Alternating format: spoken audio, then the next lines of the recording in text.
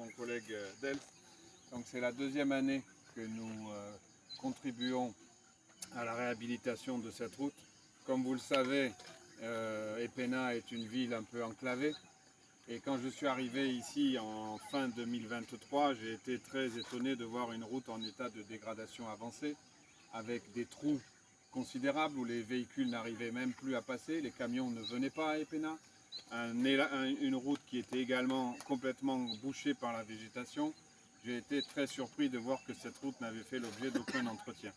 Donc, dès mon arrivée, nous avons décidé d'améliorer cette route, puisque pour des raisons à la fois de stimulation du commerce des gens d'Epena, mais aussi de santé, avec les évacuations qui doivent être faites au niveau médical, et puis de vie sociale, cette route est vitale.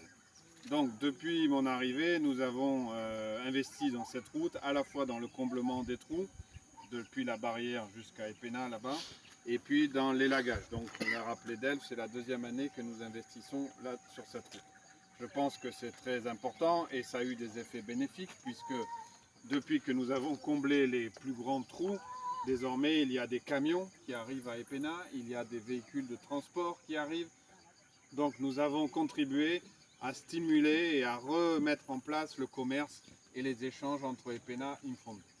Donc c'est particulièrement important et c'est pour ça que cette année, malgré de compresser 13 personnes, eh bien j'ai décidé, avec l'appui de mon siège à Brazza, de maintenir les travaux d'ouverture de la piste malgré ce contexte financier extrêmement difficile.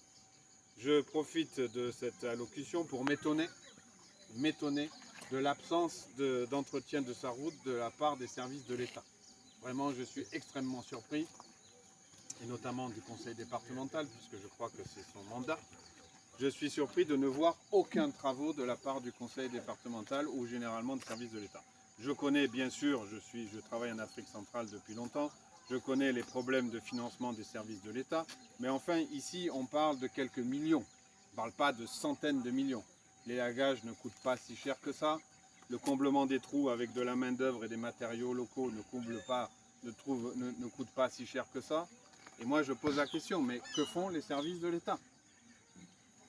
Vraiment, les travaux que nous allons engager aujourd'hui et sur les 16 km dont on va parler d'elle vont coûter moins d'1 million. Le conseil départemental ne peut pas dégager moins d'1 million? Ils sont en réunion actuellement, je me demande combien coûte la réunion. On parle de plusieurs millions. Ils ne peuvent pas dégager 1 million pour payer des populations locales pour dégager la route.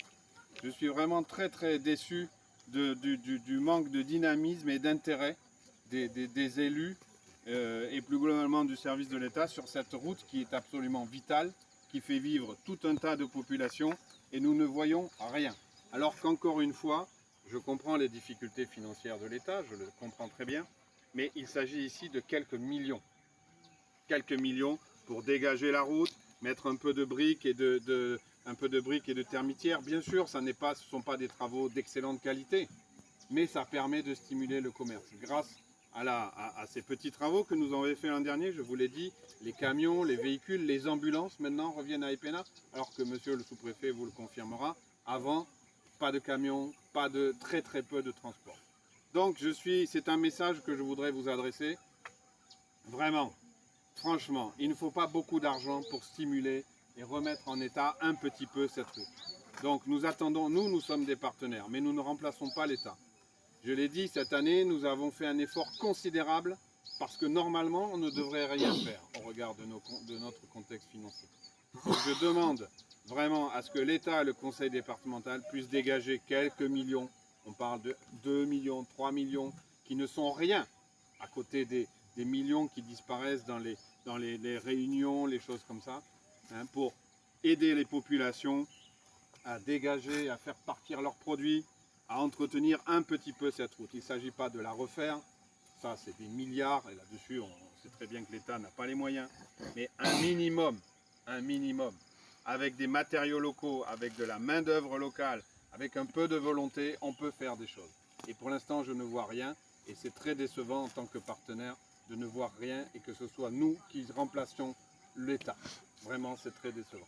Donc c'est un plaidoyer que je fais pour que vous puissiez au niveau de vos services au niveau du conseil départemental, dégager chaque année 2 ou 3 millions pour simplement élaguer et boucher les trous. On ne parle pas de grosses sommes, on parle de petites sommes.